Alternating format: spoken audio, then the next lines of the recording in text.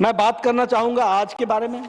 आज हम ऐसा लग रहा है जैसे पता नहीं हमने वक्फ बोर्ड पर हाथ डाल दिया, ये तो बहुत गड़बड़ बात हो गई है और ये एक तरीके से हमारे को कब्जे में लेने की बात है और हम कोई बड़े रेट्रोग्रेड चल रहे हैं। मैं बताना चाहता हूं, टर्की मुस्लिम देश है सभापति जी, वहां 1924 में जनरल डायरेक्टोरेट ऑफ फाउंडेशंस बन करके मैनेजमेंट ऑफ वक्फ का काम शुरू हो गया था। It is A Muslim country Turkey, 1924, और वहां पर टर्की में all Waqf properties were brought under the control of the state for their better management and transparency. When did they do? In 1924. 100 साल पहले।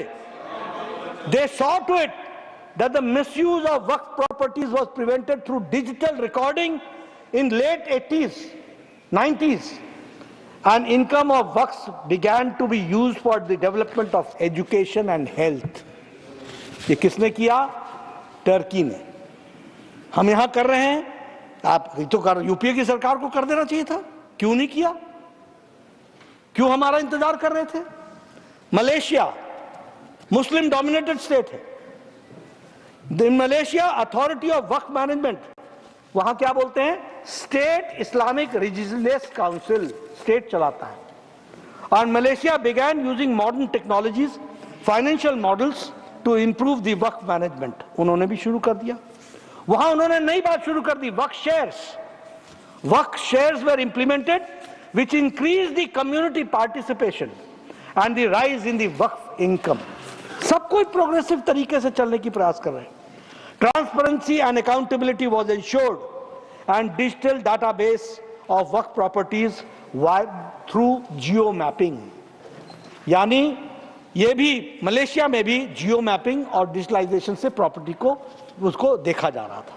Saudi Arabia, reforms were made in Saudi Arabia in 2016 and the management of the waqf, और वहां पर Saudi waqf authority बनाई गई which was established and new policies were implemented to make the waqf properties more economically beneficial. Economically कैसे beneficial हो सकते हैं, और the waqf income was used to empower the religious and educational and social services. ये मुस्लिम देश जब वक्फ को सरकार कब्जे में लेकर के जब उसका मैनेजमेंट कर रही है तो कोई तकलीफ नहीं हो रही है। यहां तो हम भी नहीं कर रहे हैं, यहां तो वक्फ बोर्ड और वक्फ ट्रिब्यूनल और वक्फ काउंसिल ही चलाएगा। हम तो सिर्फ उनको नियम के अनुसार लाने का प्रयास कर रहे हैं ताकि वो अकाउंटेबल हो सके, उस तरीके का हम प्रयास करें। Indonesia again a Muslim dominated country. यहां Indonesia biggest Indonesia waqf board, जिसको वो बदान वक्फ इंडोनेशिया बोलते हैं। In 2004 waqf act was amended incorporating modern practices and registration for the management of waqf properties, और the concept of cash waqf was implemented for maximising the benefits derived from the waqf assets. यानी उन्होंने नए नए प्रयोग करने शुरू किए ताकि वक्फ की प्रॉपर्टी का ज्यादा से ज्यादा सदुपयोग हो सके और लोगों के लिए काम आ सके। ईरान में the management of waqf properties is under the organisation of endowments and charitable act affairs, ये भी सरकार के पास है। After 1979 Islamic revolution extensive reforms were made in the management of the waqf properties. मैंने आपको इसलिए सारी बातें बताई और इन देशों का नाम लिया कि ये लोग जो मुस्लिम देश हैं, जब वो वक्फ की प्रॉपर्टीज को ट्रांसपेरेंट कर रहे हैं, जब वो वक्फ की प्रॉपर्टीज को डिजिटलाइज कर रहे हैं, जब वो वक्फ की प्रॉपर्टीज को अकाउंटेबल कर रहे हैं, तो भारत की धरती पर करने में दिक्कत क्या आ रही है। और इसीलिए मैं इस बात को आपके सामने रखना चाहता हूं कि इसके माध्यम से हम लोगों ने कोशिश की है कि हम ज्यादा से ज्यादा मुस्लिम समुदाय का वक्फ की प्रॉपर्टी का उपयोग हो सके, उनकी शिक्षा का, उनके स्वास्थ्य का, और उनकी प्रॉपर्टी सही हाथों में रहे, इसकी चिंता की गई है। मैं यहां आपको बताना चाहता हूं, 2013 की बात कही गई। हमारे नासिर साहब ने कहा कि 2013 में तो आप भी साथ थे। हाँ थे, साथ हम थे, लेकिन 2020-21 में हमें ध्यान में आया कि 1913 से लेकर 2013 तक वक्फ की प्रॉपर्टी भूमि 18 लाख हेक्टेयर थी और 2013 से 2025 में नई भूमि 21 लाख हेक्टेयर जुड़ गई, 21 लाख हेक्टेयर जुड़ गई। और इसका दुरुपयोग ना हो, हम नहीं कहते, हम we are not taking your land, ये 21 लाख भी तुम्हारी और 18 लाख भी आप ही का, लेकिन इसका दुरुपयोग ना हो इसलिए हमने ये तय किया कि इसको बिल ला करके जो एक्ट में 2013 में जो चीजें मिली हुई थी उसमें कुछ न कुछ परिवर्तन करना आवश्यक होगा। It will be necessary and law is an evolution, the implementation itself is an evolution process through which it goes. तो इसलिए दुरुपयोग को रोकने का प्रयास उसमें से किया गया और उसको करने के लिए मैं आपके सामने बताना चाहता हूं। अब ये जो अमेंडेड एक्ट था grants extraordinary, this act 2013, it grants extraordinary powers to the Waqf boards and appears to override the constitutional and the legal framework of India. ये article 14 of the Indian Constitution, equality before law, equal protection of law, इसको violet करता है 2013। और जो रिज्जू साहब bill लेकर के आए हैं वह उसको प्रोटेक्शन देता है, यह इसकी खूबी है, इसको हमको समझ लेना चाहिए। It violates Article 300A, legal protection from arbitrary seizure। ये आर्बिट्री जो सीजर होता है ये इसको प्रोटेक्शन मिलती है 300A में, वो उसको प्रोटेक्ट करने से रोकता है। कैसे रोकता है? वक्फ बोर्ड का सेक्शन 40, वक्फ बोर्ड का section 40, the board may itself collect information regarding any property which it has a reason to believe that it is a waqf property. यानी अपने से ही तय करती है कि यह वक्फ प्रॉपर्टी है और अपने से ही रियलाइज कर लेती है यह protection against protection from the arbitrary seizure से रोकने का प्रयास है और इसको वायलेट करता है ये सेक्शन। उसी तरीके से ये वायलेट करता है fair trial, article 21 of the Indian constitution. मैं ये भी कहना चाहूंगा, आप सब लोग हाथ में संविधान की पुस्तक लेके घूमते हैं, रेडी रेफरेंस के लिए पॉकेट में रखते हैं। जब देखिए जयराम रमेश जी ने बता दिया, लेकिन लेकिन लेकिन लेकिन पढ़ते हम हैं।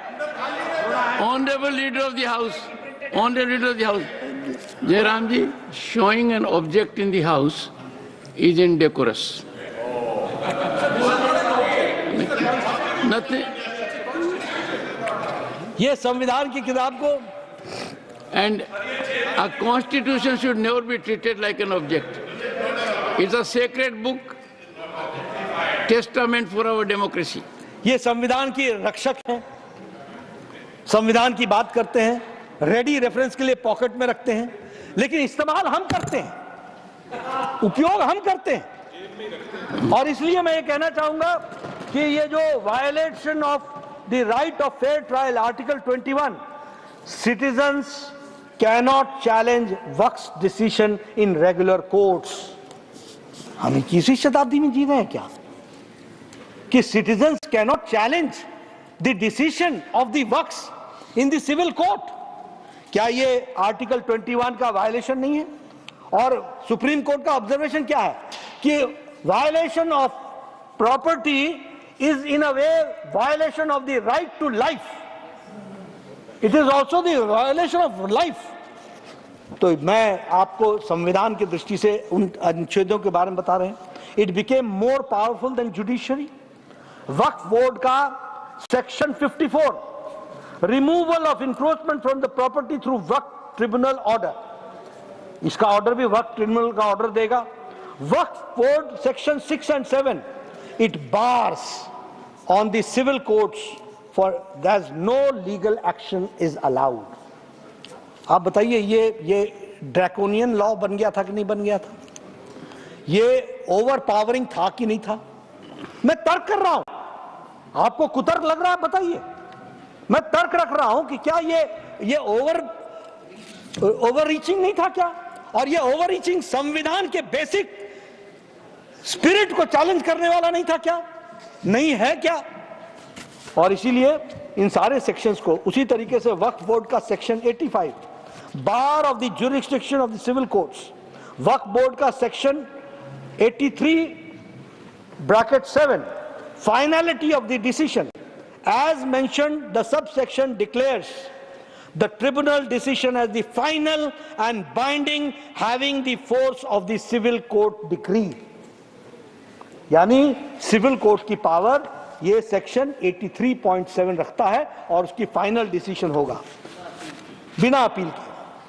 और waqf board section 83 bracket 9 the subsection explicitly states, अब ध्यान से सुनिएगा, the subsection explicitly states no appeal shall lie against any decision or order whether interim or otherwise given or made by the Waqf tribunal. Against the constitution, right? क्या ये भारत के मूल संविधान, आप नासिर जी कॉन्स्टिट्यूशन के लाल किताब को खोल के देख लीजिएगा, वो संविधान के मूल धारा को टच को उल्लंघन करती है कि नहीं करती है? और ये आर्टिकल 12 के भी पावर्स को टेक ओवर कर रही है। द रेवेन्यू डिपार्टमेंट और the local authorities will have a limited power over the waqf properties, यानी वक्फ की प्रॉपर्टीज पर रेवेन्यू डिपार्टमेंट का भी बहुत लिमिटेड पावर होगा। Even the state governments have a limited interference in the waqf properties operate outside the normal revenue system, यानी वो normal revenue system के से अलग हट करके ही काम करते हैं, इस तरीके का है। बहुत सी बातें हमारे माइनॉरिटी मिनिस्टर किरण रिजिजू ने बताई हैं, लेकिन मैं मूल बात बताना चाहता हूं कि एक तो ये जो बिल आया है इसमें क्या है, ये वक्फ बाय यूजर, ये इसको रिमूव करता है। Waqf by user, only declaration of endowment allowed and the donors must be practising Muslims for at least 5 years।